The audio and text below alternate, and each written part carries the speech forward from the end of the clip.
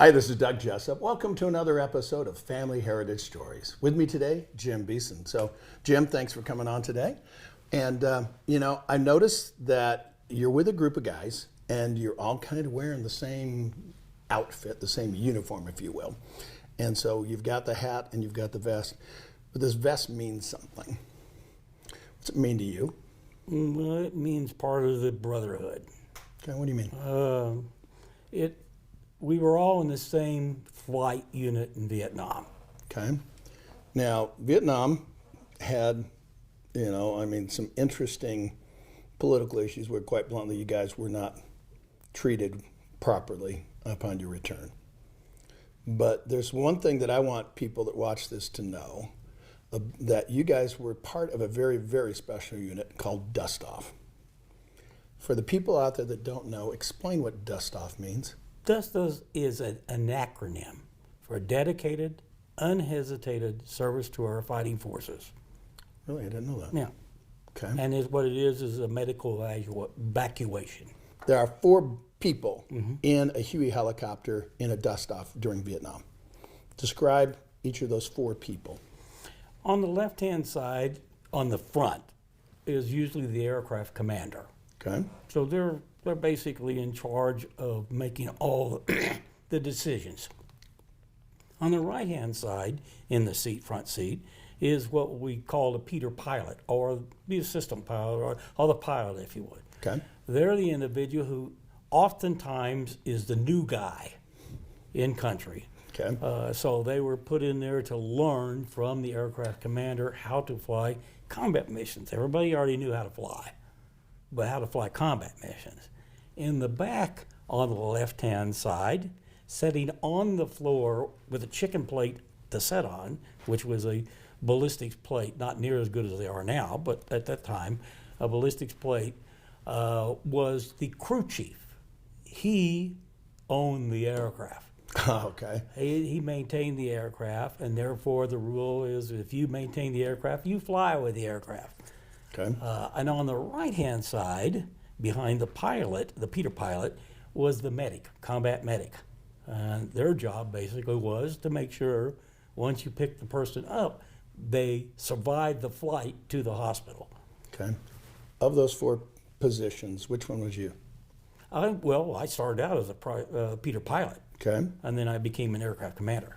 Oh, wow. Later on. Okay, you mentioned something that I find intriguing, where you said you were teaching people. Everybody knew to fly, but combat flight is different. Oh, yes. Okay, describe what combat flight really means.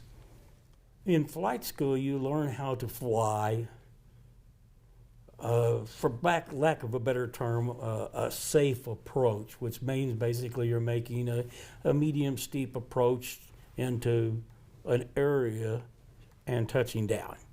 In combat, you can't do that because you have from 50 feet down to the ground, dead zone. If you're in here, you're dead if you're coming in slow, because the bad guys like to shoot at that little red cross. So what we do in combat is that we'll be flying in low, and we might be coming in at 40 to 50 knots instead of at 10 or 12 or 15. Coming in at 40, 50 knots, we fly in and we flare out to slow us down. Oh, wow. And then we touch down. Now, that is not within the regulations, but that saves lives. Right. Then the third part of that is once you're on the ground, it's kind of an unwritten rule that you try to turn the tail to the bad guys. Oh. Either the tail or the pilot's side. Okay. The aircraft commander doesn't want to be on the side where the bullets are coming. That's kind of not a written rule, but kind of I gotcha. So if you put the tail there, then the tail can take an awful lot of beating before we really lose the aircraft. Oh, I didn't know that. I get because there is a lot of in there, but as long as it's not hitting the engine compartment or the fuel or the people who are flying, then there's not people getting necessarily hurt that way. Gotcha. So the job is to get in and get out as fast as you can get. Okay. Well, it sounds like that pilot's job is going to take, to use an interesting word, finesse. little bit of finesse. You know? might say that it's a controlled crash. Oh, wow. Okay. Now, the thing that I also found interesting, and you talked about that little white cross, okay? Describe what a dust-off Huey looks like compared to a, for lack of a better term, armored regular Huey. Okay, so the difference, there's two kinds of medical evacuation in Vietnam. Okay. Right, yeah. There is a dust-off unit, which is a core level asset, which is pretty high up in there. And then there is a medevac unit, which is a divisional asset. There were two big divisions in Vietnam. One was the 101st Airborne. They had medevac, which means they had designated aircraft assigned to a company within that division. Okay. They carried weapons, machine guns, to clear the zone as they came in.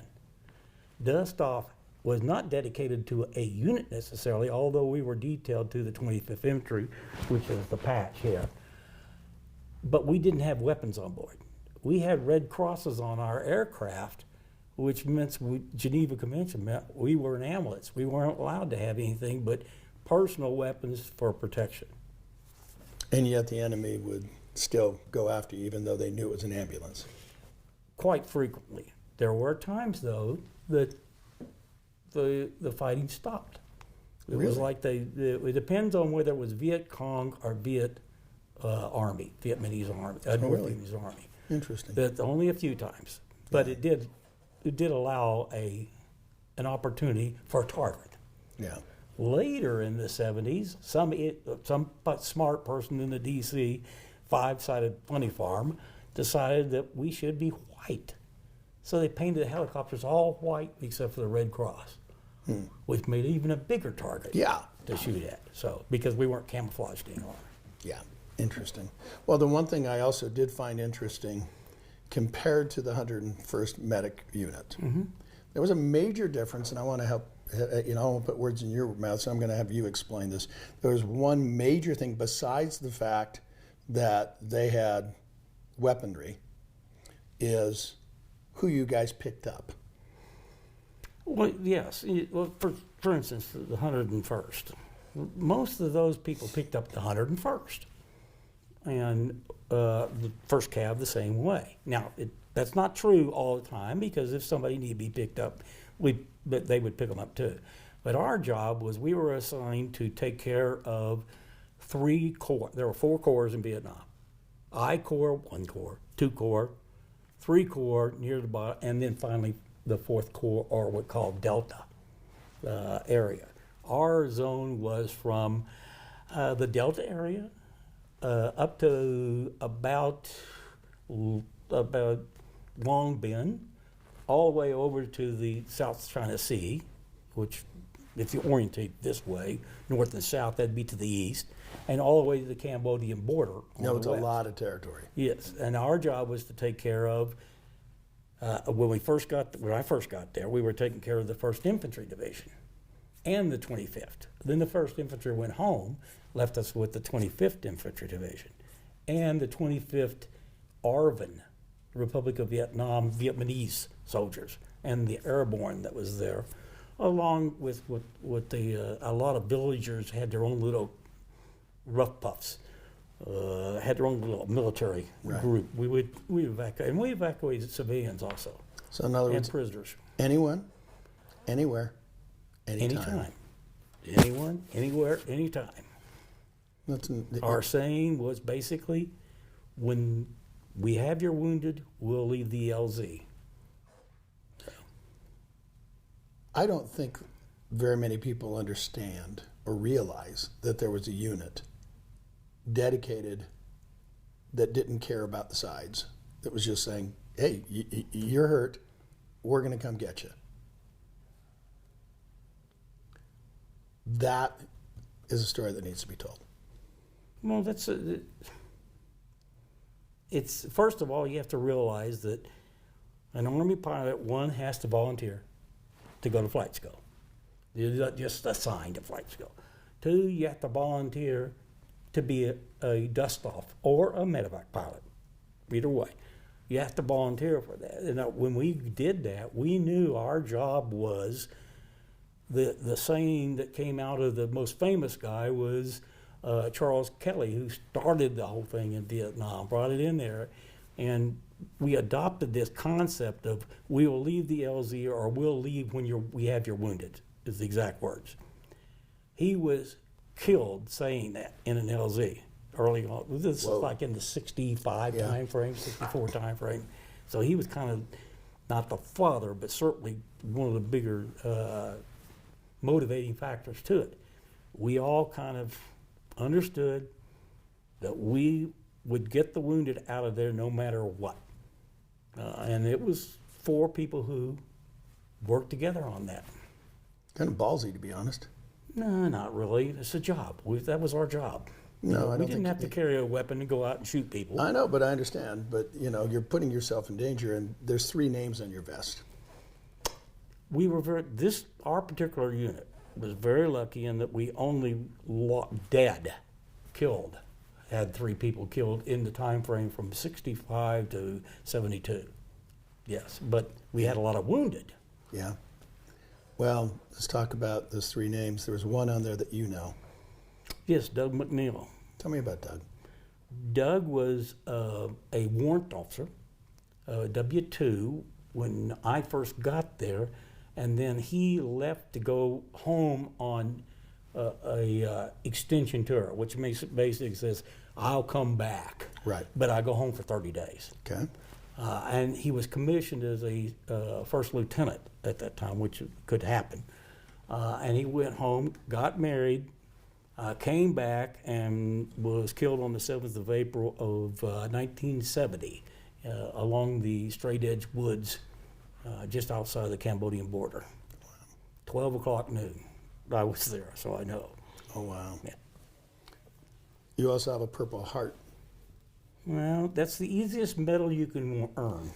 Well, I'm sure I don't want to earn one, but tell me about your experience. Oh, that's kind of a war story in itself. I don't know how much detail you want. It's up to you how comfortable you are.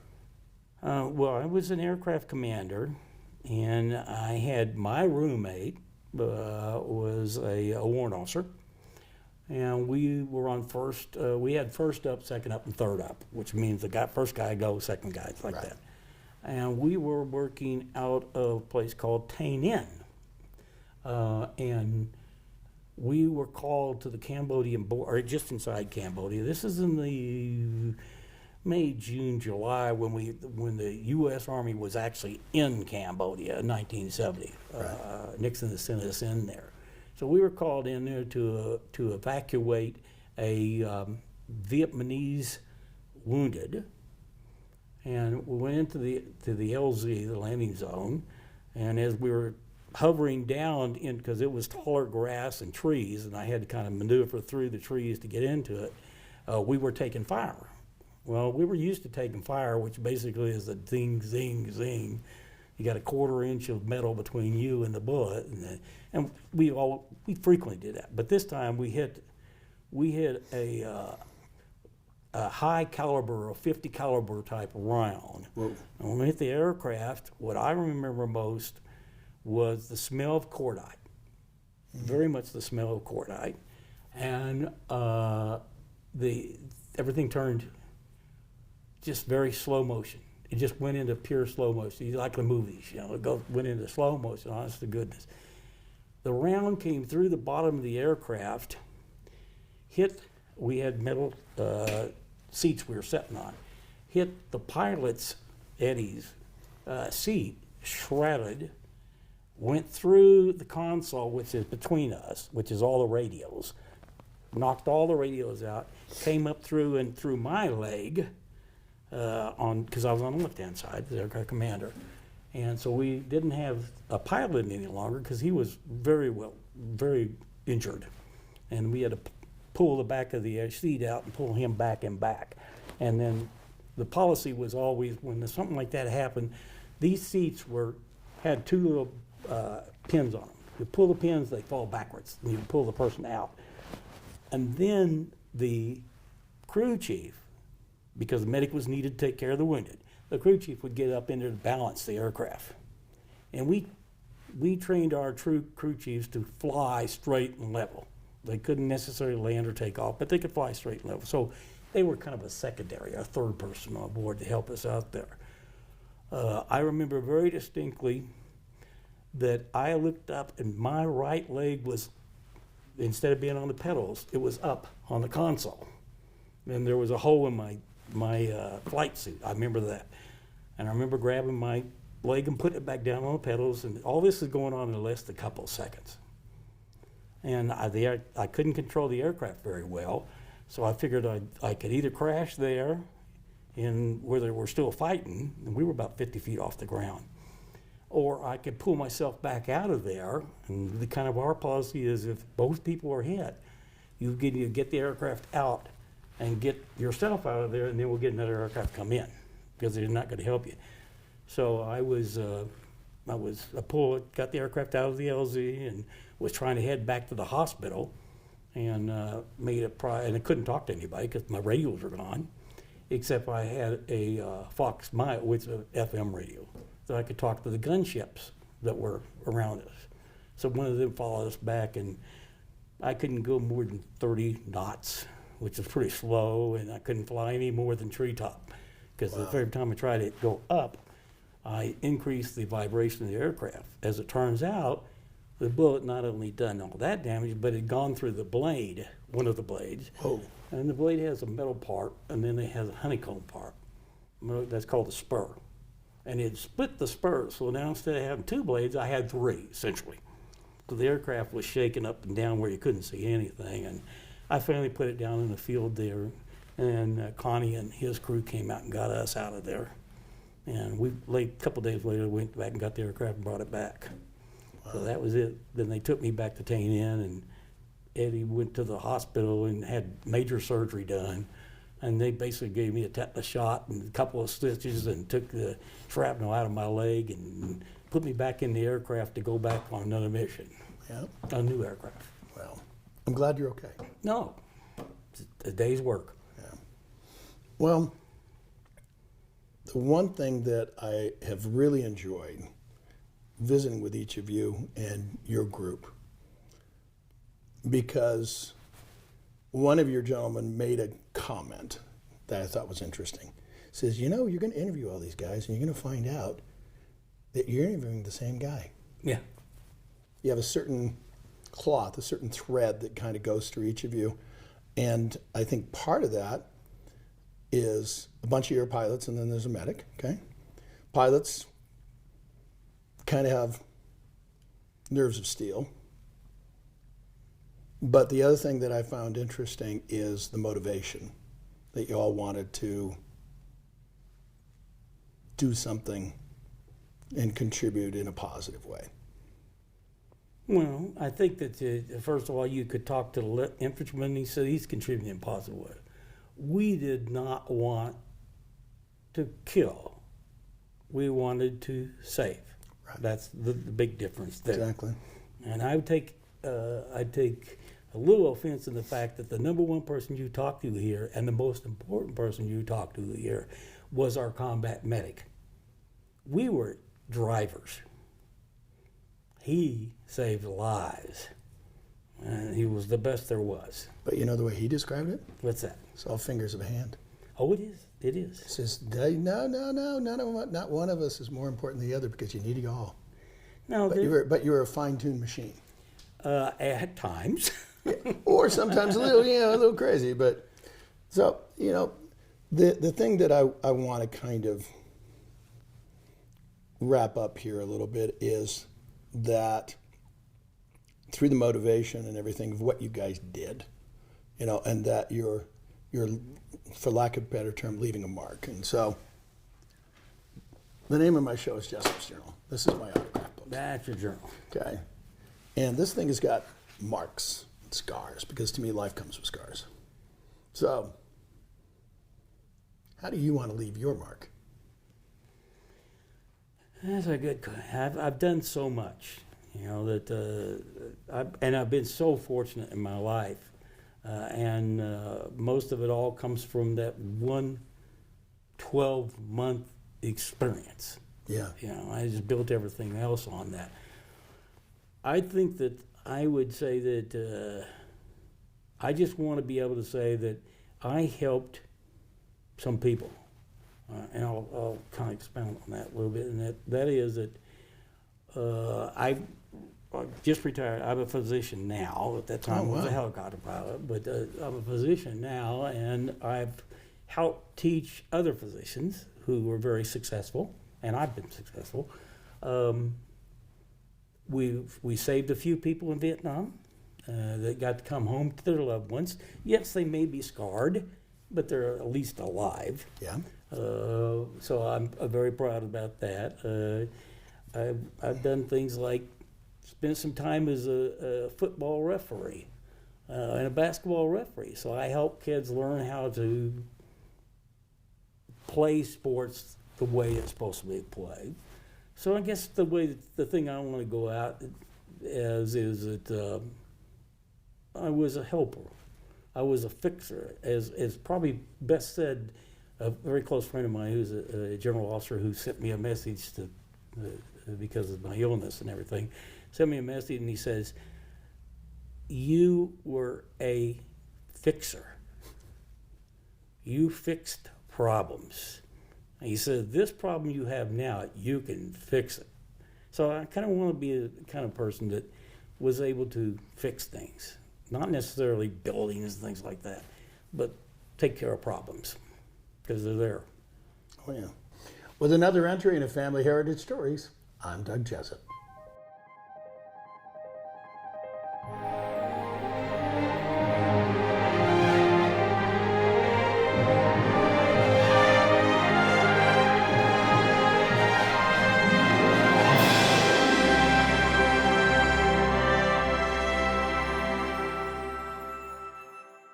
Why is that? You run the damn string.